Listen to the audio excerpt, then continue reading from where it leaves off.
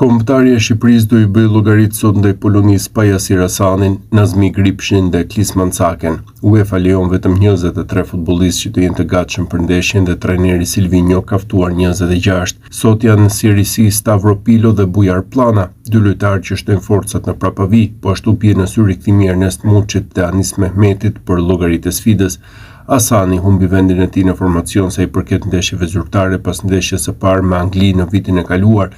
Gripshi dhe Cake u transferuan në Rusi në mërkatun e dimrit, ndërsa me Kuqezin kanë luajtur vetëm në miqësore ndaj Jordanisë.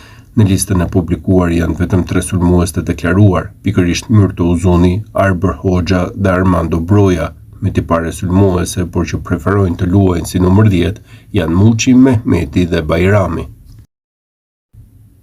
Skuadra jon kombëtare do të zhvillojë sot në mbrëmje një nga ndeshjet më të rëndësishme në historinë e saj. Kuqezin do të përballen me Poloni në Varshavë, duke nisur nga ora 20:45 në një takim ku synohet historia. Për herë të parë Shqipëria ka arritur në një tur të tillë të botrorit dhe për të shkruar historinë 11 lojtarët që do të luajnë nga minuta e parë dhe ata që do të aktivizohen nga stoli duhet që të bëjnë ndeshjen perfekte. Silvinho ka pasur 3 ditë në dispozicion për të përgatitur skuadrën dhe pritet që në takimin e sotëm të bëjë surpriza në formacion, sidomos në repartin e sulmit, aty ku mungesat janë më të mëdha. Kështu porta do t'i besohet sërish Tomas Trakoshës, I cili do të ketë para 4 mbrojtës.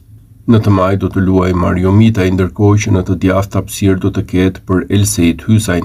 Qendra mbrojtjes do t'i besohet sërish dyshes Berat Gjimshiti dhe Arlinda Jeti, ndërkohë që një nga mbrojtësit më në formë Artian Ismaili përfundon sërish jashtë.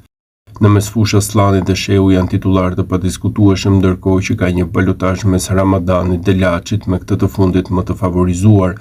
Në të djathtë të sulmit do të jetë Myrto Uzuni, ndërsa në të maj do të jetë Arber Hoxha. Në qendër të sulmit pritet të jetë Bajrami si nënç falës.